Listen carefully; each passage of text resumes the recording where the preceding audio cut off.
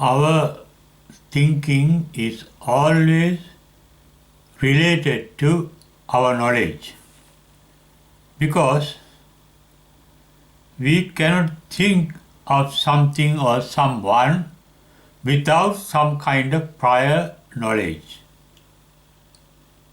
For example, we think something is bad, it is due to prior knowledge. We think something is good, it is based on the prior knowledge. Thinking leads to our greed, hatred and anger, ill will, desire and so on. In fact, hatred, desire, ill will or greed are all forms of thinking. For example, we like something. That means we think that the person or thing is suitable for us, good for us. That is with regard to the prior knowledge. We think we want to get rid of something, hatred. Attachment as well as hatred. We get attached something on the prior knowledge. We hate something with the prior knowledge. We dislike something because of our previous experience. This thinking is always related to knowledge, and that knowledge is the real illusion in us. That is called moha in Pali. It's a term, ignorance. The word moha is translated into ignorance or illusion in English. Both amount to the same. Illusion means we are deceived by the certain appearance, certain incident. That incident is not a reality. What we see, what we experience is not a reality. And there is illusion everywhere we experience things. Because we experience things through the information supplied to our mind by our sensory organs. That sensory organs include our brain. Brain also supplies information to our mind. Brain contains the memories of the past experiences.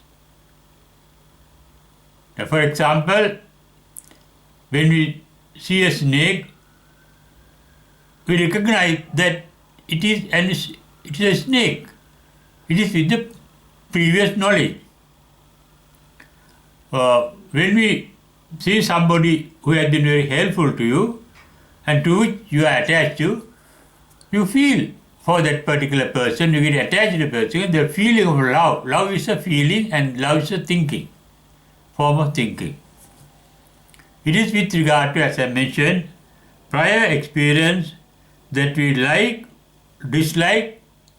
or dislike something. And not only that, we like and dislike things due to our ignorance of their reality. For example, a young boy or girl, or both of them, may fall with each other. They think, she is a nice partner for me and he is a nice partner for me in my future life. But very often, such love affairs after marriage end in divorces. That means the experience they had before falling in love is faulty. For example, the girl may have certain features of the mother that the boy loved. The boy may have certain features of the father that the girl loved. And illusioned by those apparent realities, they get deceived and they fall in love because the thinking starts and the process of thinking goes on.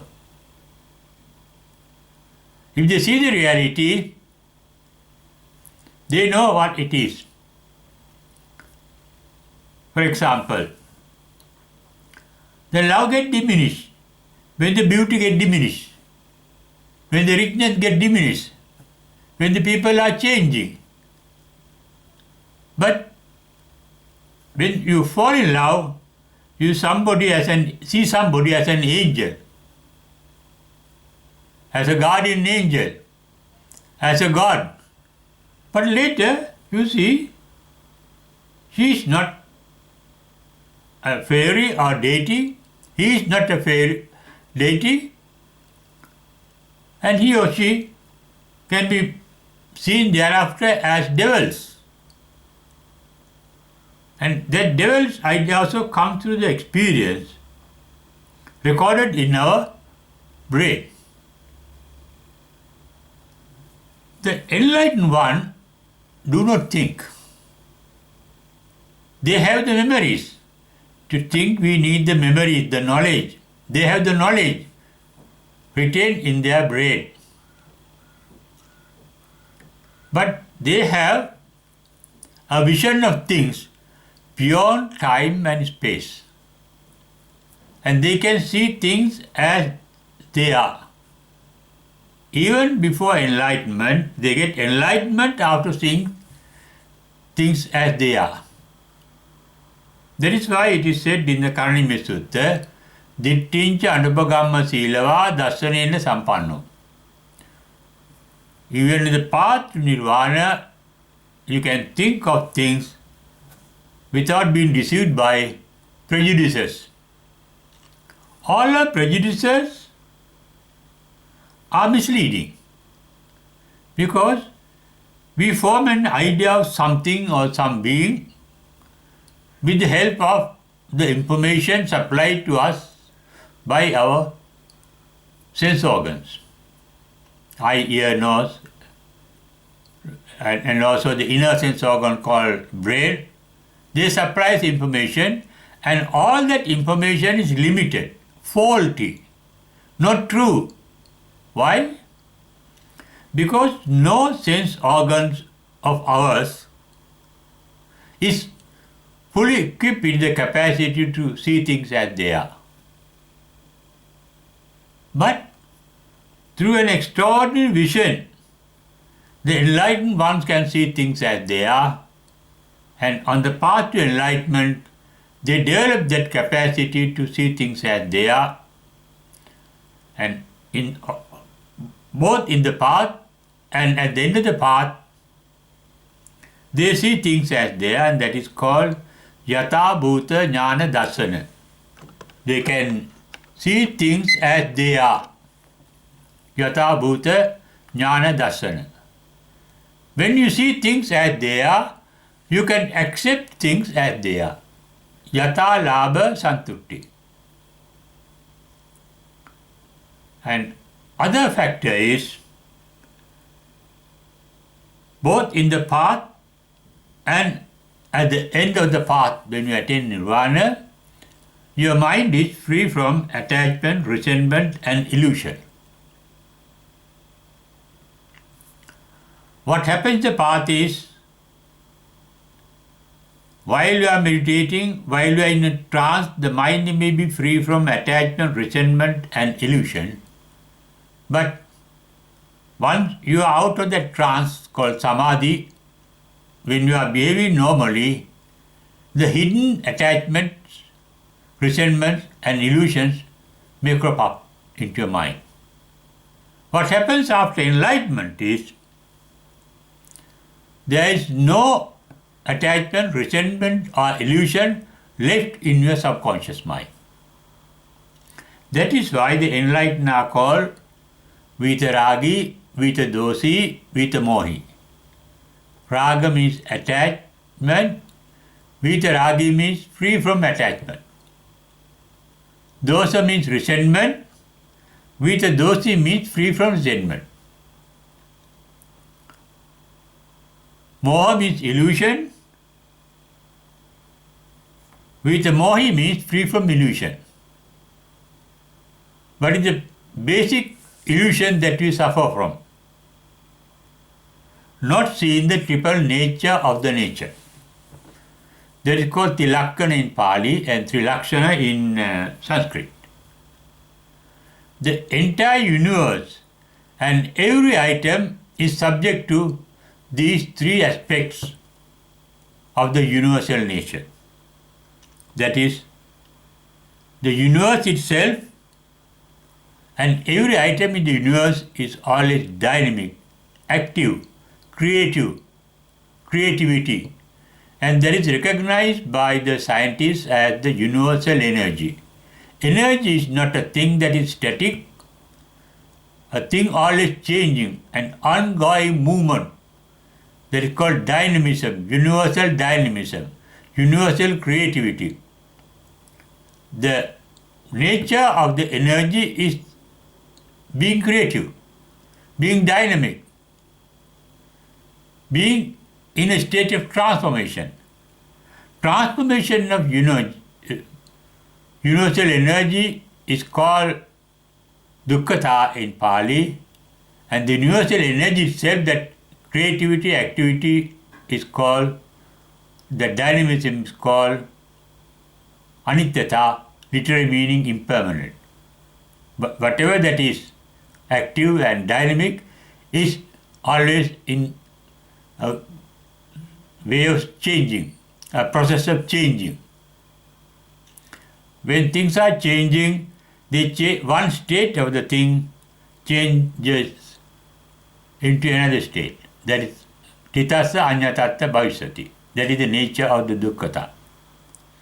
As everything is changing its form, its nature, from moment to moment, nothing can retain a permanent identity either to possess or to get rid of. That is why a Greek philosopher called Heraclitus, who lived in the 5th century BC, said, "No one can step into the same river twice." That is, when we step first and when you try to step second time, the river that you step in the first time, at the first time, has gone down. Similarly, when we get attached to things and want to possess it, to have it with us, it has got itself changed. When we want to get rid of something, and when we get rid of it, it has changed its form. For example, the murderer whom the governments hang, at the moment is not a murderer, is a different person. He was not, even after the murder, he becomes a different person. They change from moment to moment.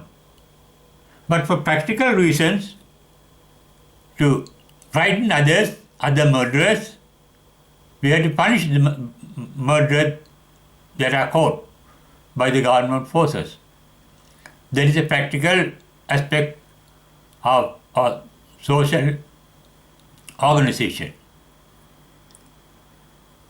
What is really important here is people are changing from moment to moment because of dynamism.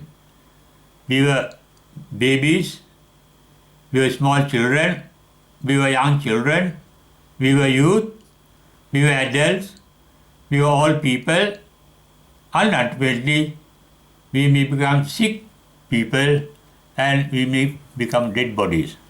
They are changing. Once this reality is understood, what is called anjata, dukkata, anattata, your attachment get diminished, your resentment get diminished, your illusion get diminished, then it becomes possible to accept things as they are. But for this is in the spiritual path. The knowledge is very useful in our day-to-day life. It is when we are on the spiritual path, when we are meditating, when we are trancing, we need not be guided by knowledge.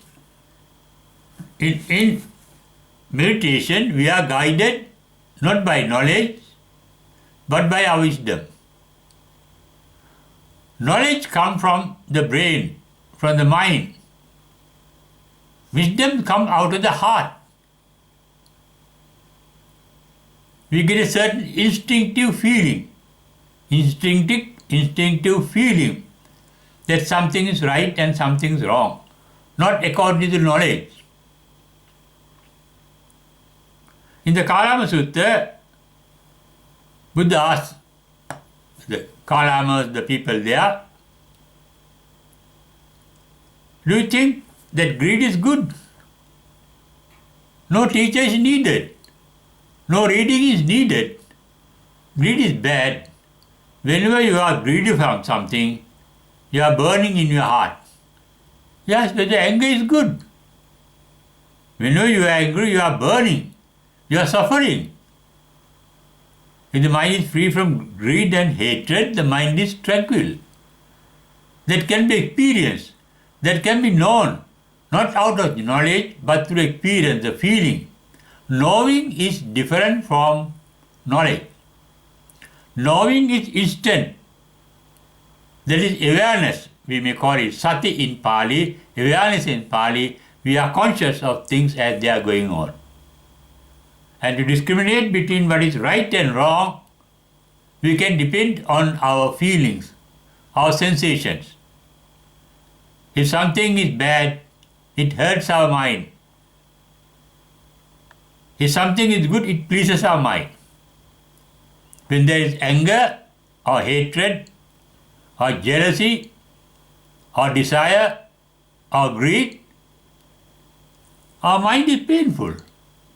Then no teaching is needed for you to come to the conclusion that they are bad. The enlightened ones are not guided even by the heart, even by the wisdom. Wisdom is a part of the path to nirvana. You drop that path. A path is always dynamic. It is changing. It is a conditional state. A path is a sankata dhamma. Nirvana is an unconditional asankata dharma. When we are enlightened, there is no need of either knowledge or wisdom. To show us the correct path and to avoid the wrong path, initially we can make use of our knowledge. And along with that knowledge, as I mentioned, we can use our wisdom. Both knowledge and wisdom are needed while you are on the path to nirvana. That is why I say that as laymen, unenlightened laymen, we need knowledge and wisdom. But the enlightened ones do not need knowledge and wisdom. No training is needed. No training is needed. They do no wrong. We need knowledge and wisdom to direct us in the correct path, in the correct way, only if there is a tendency in us to go wrong mentally. Enlightened means being not able to go wrong anytime. They are perfect in their mental capacities. They may have imperfect physical nature. The body may decay, the body may get old, the body may die. They are imperfection of the body, not of the mind. Their mind is a pure mind. And the path to nirvana is the purification of mind. As said in Sachitta Pariyodapanam Etam Buddhan Sasanam, that is the advice of all Buddhas according to Buddha, as mentioned in the Dhammapada. Purification of mind is necessary when there are impurities in the mind. When there are no impurities, no purification is needed. That mind is enlightened. No, we need thinking to purify the mind, to find out whether something's wrong or right. And we need wisdom to purify the mind, to find out whether something's right or wrong. But all those capacities are not required once we are enlightened. But before that,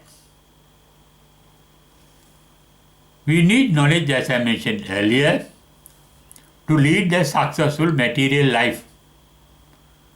We need knowledge to do a job. We need knowledge to drive a car. We need knowledge to write. Even to watch something and appreciate something, you want to watch the TV, you want to read a book, you need prior knowledge to understand what it is. But with regard to the enlightened, they have no use of knowledge for themselves, but they have the capacity called knowledge hidden in their brains, and they can use that knowledge when they are preaching others the path to enlightenment.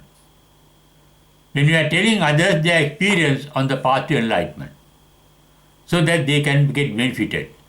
That depends on the memories called knowledge. Knowledge is the sum total of memories that are retained in our brain cells. Even after getting enlightened, they do not vanish.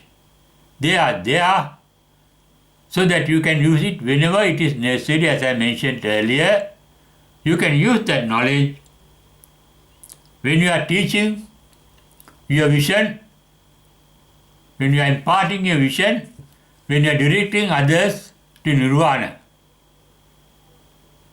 after enlightenment.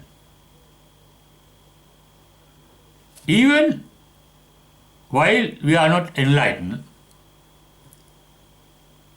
we may lead the time without using the knowledge and even wisdom. When our activities become spontaneous, the right activity, when we have developed sammaditthi, when we see the right thing, when we develop the right samma sankappa, right thought, when you develop the samma vacha, right words, when you develop samma kampan, the right action, when you develop the right livelihood, samma ajiva. Even in our daily life, especially in our meditation, we can be free from thinking. But generally, our own wisdom will direct us. That wisdom is an instinctive ability, intrinsic ability, spontaneous ability.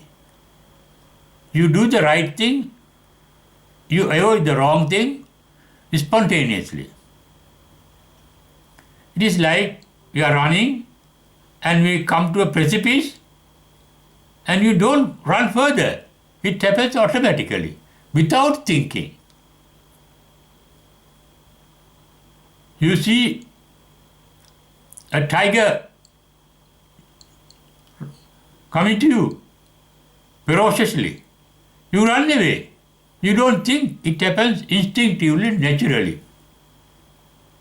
Thus, without thinking, we have a capacity in us that we may call instinct to lead us in the correct path. It is that instinct that is useful in the enlightenment. Not the knowledge that we gather by reading the Buddhist canon, the Buddhist literature, the Buddhist commentaries. That is information, that is knowledge.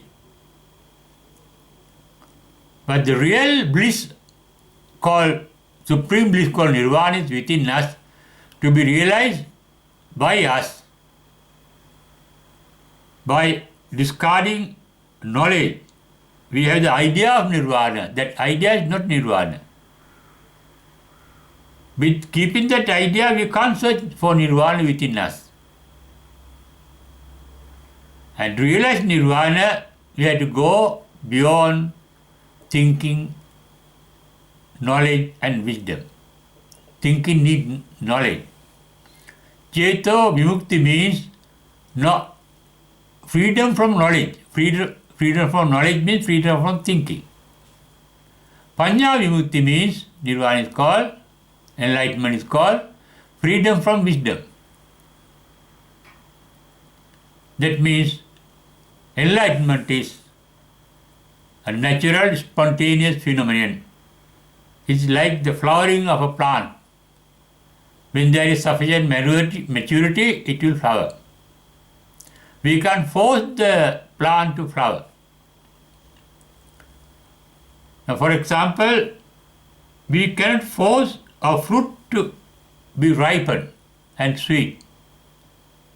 A lot of traders use chemicals to ripen fruit, but you don't get the real maturity within the fruit, and you don't get the real taste.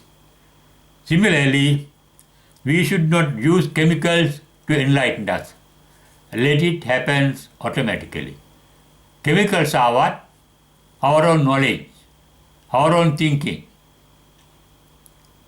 But our mind has two sides of capacity. We have the capacity to think, and we have the capacity to sense, knowing. Thinking and knowing are two different aspects of the mind.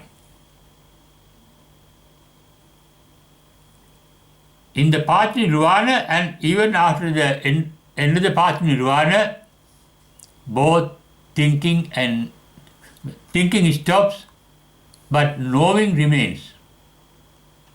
Knowing is instant. Now, here and now. Knowledge is always of the past. Past is dead and it is an illusion. It is not a reality. Enlightenment is seeing the things at the present moment. And the path to enlightenment is seeing the things at the present moment. That is why on the path to nirvana, one becomes aware of things. That is called sati. You can see things without thinking on them. You can hear things without thinking on them. You can smell things or taste things or touch things without thinking of. Non-thinking means non-use of knowledge. Non-use of knowledge in trances, in meditation, lead to the opening up of wisdom that ultimately leads us to enlightenment. And that capacity is in all of us to be enlightened one day.